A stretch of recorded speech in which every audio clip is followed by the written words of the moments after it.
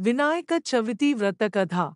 భాద్రపద మాసం శుక్లపక్ష చతుర్థి రోజున విఘ్ననాశకుడు శ్రీ గణపతి జన్మించారు.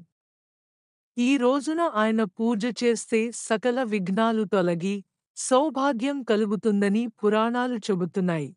ఒకసారి శివపార్వతులు కైలాసంలో విహరిస్తుండగా పార్వతీదేవి తన శరీరంలోని గంధం, కుంకుమ, పసుపు మిశ్రమంతో ఒక బాలుణ్ణి సృష్టించింది.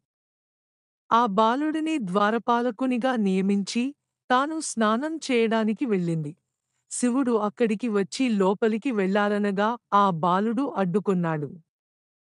కోపోద్రిక్తుడైన శివుడు అతని తలను నరికివేశాడు. పార్వతీదేవి విచారం చెందగా శివుడు గజముఖాన్ని తెచ్చి అతనికి అమర్చాడు. అప్పటినుండి ఆయనకు గణపతి, వినాయకుడు అనే నామాలు వచ్చాయి. చంద్రుని శాపం కథ. ఒకసారి గణపతి భక్తులు విరివిగా పూజలు జరుపుతున్నారు. ఆ రోజు గణపతి మోదకాలు విరివిగా తిని పెద్దగా కడుపు ఉబ్బిపోయి ఎలుకపై ప్రయాణిస్తున్నారు. ఆ సమయంలో చంద్రుడు ఆయనను చూసి ఎగతాళి చేశాడు. దాంతో గణపతి కోపంతో చంద్రుని శపించాడు. ఈ రోజు నిన్ను చూసేవారికి అబద్ధపు అపవాదం వస్తుంది అని.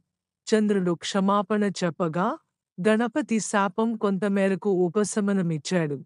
ఈ రోజు నన్ను భక్తితో పూజించిన వారికి, నా కథ విన్నవారికి శాపం ప్రభావం ఉండదు అని.